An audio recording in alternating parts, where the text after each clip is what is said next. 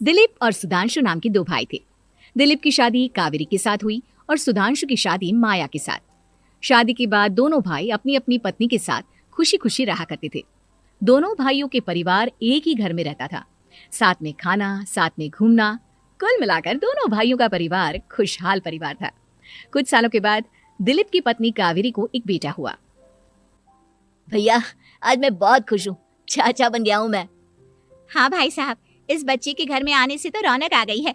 मैं सबको बताऊंगी कि मैं तो चाची बन गई हूँ, चाची। तुम दोनों कितने अच्छे हो, हमारे बच्चे के आने से ऐसे खुश हो रहे हो जैसे ये बच्चा तुम्हारा ही हो। बस भैया, अब आपका बेटा इस दुनिया में आ गया ना, हम भी कोशिश करेंगे कि हमारा भी बच्चा जल्दी से इस दुनिया में आ जाए। और फिर आपका और हमारा बच्चा दोनों मिलकर दिन भर घर के आंगन में खेला करेंगे। कितना मजा आएगा ना। सच कहती हूँ माया, मैं भी उसी दिन का इंतजार कर रही हूँ जब तुम्हारी भी गोद भर जाएगी और मेरे बेटे को एक छोटा भाई या बहन मिल जाएगी। 1 साल बीत जाता है। दिलीप और कावेरी का बेटा अब 1 साल का हो चुका था, लेकिन सुधांशु और माया की कोई औलाद नहीं होती। माया, लगता है कि हमारी जिंदगी में बच्चे का सुख ही नहीं है। ऐसा क्यों कहते हैं? दिलीप भाई साहब का बेटा भी तो हमारा ही बेटा है ना। तुम्हारी बात बिल्कुल ठीक है माया, लेकिन फिर भी हमारा खुद का एक बच्चा होता तो कितना अच्छा होता। हाँ, कावेरी भाभी भी हमेशा कहती हैं उन्हें अपने बेटे के लिए एक छोटा भाई या बहन चाहिए। लेकिन देखिए ना, हमारी तो किस्मत ही कितनी खराब है। हमारे तो सारे ट्रीटमेंट भी फेल हो चुके हैं। डॉक्टर ने भी साफ साफ कह दिया है कि तुम कभी माँ नहीं बन सकती। वही तो सुधांशु, बहुत बुरी किस्मत है हमारी। लेकिन माया, हम अपनी किस्मत को इतना क्यों कोस रहे हैं? हम दिलीप भाई साहब के बेटे को अपने बेटे की तरह ही प्यार कर सकते हैं ना। हाँ जी, बिल्कुल सच कहा। मैं भी वैसा कर सकती हूँ। चाची हूँ, उसे छोटी माँ का प्यार नहीं दूंगी क्या? कुछ दिनों के बाद दिलीप का एक दोस्त दिलीप से मिलने के लिए आता है। अरे क्या बात है दिलीप, बधाई हो बधाई। और घर तो काफी बड़ा है तुम्हारा। वैसे तुमने अपने बेटे के बारे में क्या सोचा है? भैया, और क्या सोचेंगे, बस उसे पढ़ा लिखा कर अफसर बनाएंगे, उसकी पढ़ाई पर खर्च करेंगे। अरे भाभी, आपकी तो इतनी सारी प्रॉपर्टी है, आपको किस बात की चिंता? ले देकर एक बेटा ही तो है। अरे नहीं दोस्त, तुम गलत समझ रहे हो। इस घर में मैं और मेरा छोटा भाई दोनों रहते हैं। इस घर का आधा हिस्सा मेरे छोटे भाई का है। अच्छा, कितने बच्चे हैं तुम्हारे छोटे भाई के? भैया, उनके साथ ना कुछ प्रॉब्लम है। मेरी देवरानी कभी माँ नहीं बन सकती। अरे फिर किस बात की चिंता? अरे मैं तो कहता हूँ अपने बेटे के भविष्य के बारे में सोचिए ही मत। बस ये घर उसके नाम करवा दीजिए। देखिए, आपके भाई का भी कोई बच्चा नहीं है तो सब कुछ आपके बेटे को ही मिलना चाहिए। लेकिन ऐसा करना क्या सही होगा? अगर उनका बच्चा नहीं है तो क्या हुआ? ये घर आधा उनका है, उनकी जो मर्जी है वो करें। अरे कैसे बात करते हो? उनकी कोई औलाद नहीं है, वो क्या करेंगे प्रॉपर्टी अपने नाम रखकर? हाँ, वैसे भाई साहब आपकी बात तो बिल्कुल सही है। अब जो कुछ भी है वो हमारे बेटे का ही तो है। आखिर वही तो इस घर के वंश को आगे बढ़ाएगा। मैं कल ही देवर जी से बात करती हूँ। अगले दिन सुधांशु और माया, इधर आओ। तुम दोनों से एक बहुत जरूरी बात करनी है मुझे। बताइए ना भाभी, क्या बात है? आपको कहीं जाना है तो आप अपने बेटे को मेरे पास छोड़कर जाइए, मैं ही पूरा दिन रख लूंगी उसे। अरे नहीं माया, वो तो मुझे पता है। मैं किसी और चीज के बारे में बात करना चाहती हूँ। बताइए ना भाभी, क्या बात है? देखिए देवर जी, आपका कोई बच्चा है नहीं, लेकिन मैं जानती हूँ कि आप हमारे बेटे को अपने बेटे की तरह ही प्यार करते हैं। भाभी, बेटी की तरह नहीं, वो हमारा ही बेटा है। मेरे लिए तो वो मेरा ही बच्चा है। वही तो फिर क्यों ना ये सारी प्रॉपर्टी हम मेरे बेटे के नाम करवा दे, क्योंकि तुम्हारा हो या मेरा, हम सबका एक ही तो है बेटा। लेकिन भाभी, अभी तो वो सिर्फ 1 साल का है। अभी से प्रॉपर्टी उसके नाम करवाने का क्या मतलब है? देखिए देवर जी, जो काम जितना जल्दी हो जाए ना उतना अच्छा। आने वाले वक्त का क्या भरोसा। भाभी, भरोसा क्यों नहीं, हम तो हमेशा आपके बेटे को माँ बाप की तरह ही प्यार करेंगे।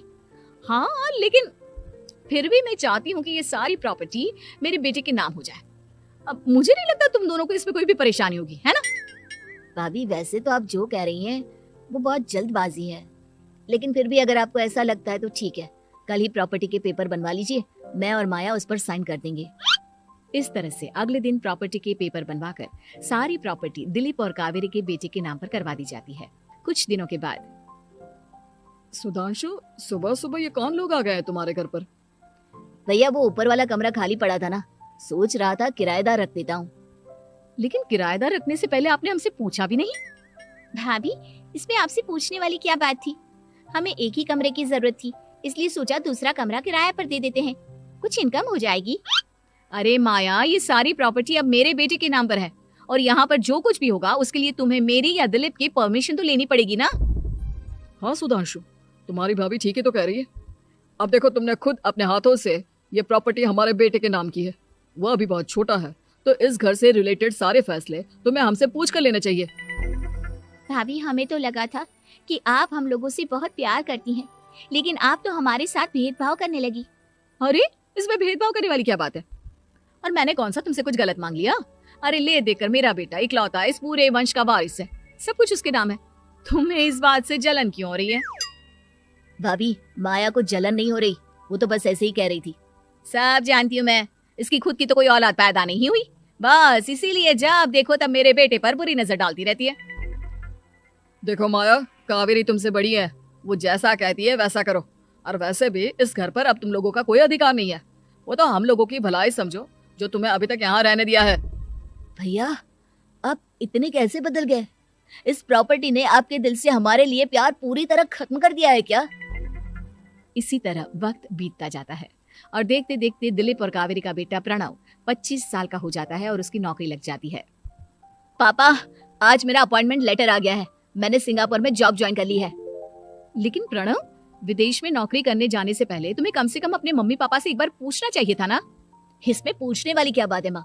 मैं सिंगापुर जाकर जॉब करना चाहता हूँ तो करना चाहता हूँ। देखो प्रणव, हमने तुम्हारे लिए इतनी सारी प्रॉपर्टी यहाँ पर रखी हुई है, उन सब का क्या होगा?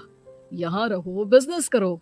सॉरी पापा, मैं यहाँ रहकर कोई बिजनेस नहीं करने वाला, और ये जितनी भी प्रॉपर्टी आपने मेरे लिए संभाल कर रखी है ना, ऐसे ही किसी को दान में दे दीजिए, क्योंकि मैं सिंगापुर से वापस इंडिया आकर कभी नहीं रहने वाला। दिमाग खराब हो गया है तेरा? जानता नहीं, तेरी वजह से हमने तेरे चाचा चाची से लड़ाई करके पूरा घर तेरे नाम करवा दिया था। हाँ, तो ऐसा करने से पहले आपको सोचना चाहिए था ना। और मम्मा, मैं तो वैसे भी उस वक्त 1 साल का था, मेरा इस मैटर से कोई लेना देना नहीं है। कैसी बात कर रहा है ये लड़का?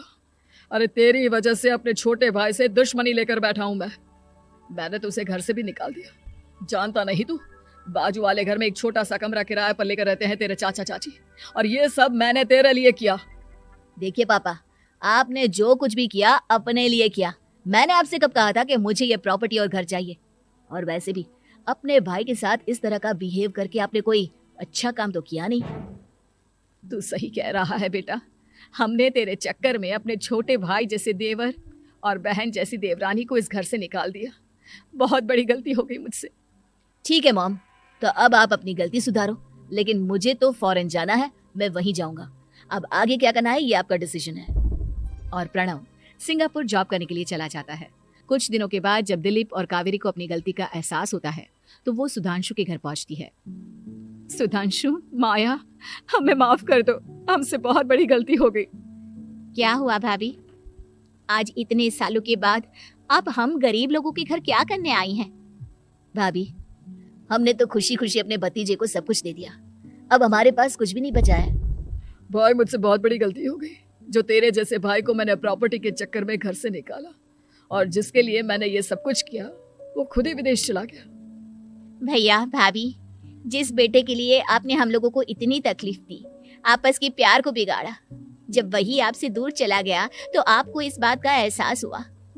लेकिन माफ कीजिए, अब हम आपके साथ रहने के लिए उस घर में नहीं आ सकते। नहीं नहीं माया, ऐसा मत कहो, मुझसे बहुत बड़ी गलती हो गई, प्लीज वापस चलो, मैं वो घर फिर से तुम्हारे नाम कर देती हूँ। भाभी, मैं उस घर का क्या करूंगी? किसके लिए? मेरा कोई बच्चा नहीं, मैं तो बस जिंदगी भर आप लोगों के साथ प्यार से रहना चाहती थी, प्रणव को अपने बेटे की तरह प्यार करना चाहती थी, लेकिन आपने मुझसे वो अधिकार छीन लिया। भाभी और भैया, एक सवाल पूछना चाहता हूँ आप लोगों से। जो बच्चा कुछ ही दिन पहले दुनिया में आया हो, जिस बच्चे के भविष्य का आपको पता ही ना हो, उसके लिए अपने पुराने रिश्तों को तोड़ देना, अपने सगे रिश्तेदारों से दुश्मनी मोल लेना, उनके साथ झगड़ा करना, उनकी बेइज्जती करना, क्या ये सही है? कम से कम हमें सही वक्त का इंतजार तो करना चाहिए ना। सिर्फ प्रॉपर्टी के लिए अपने सगे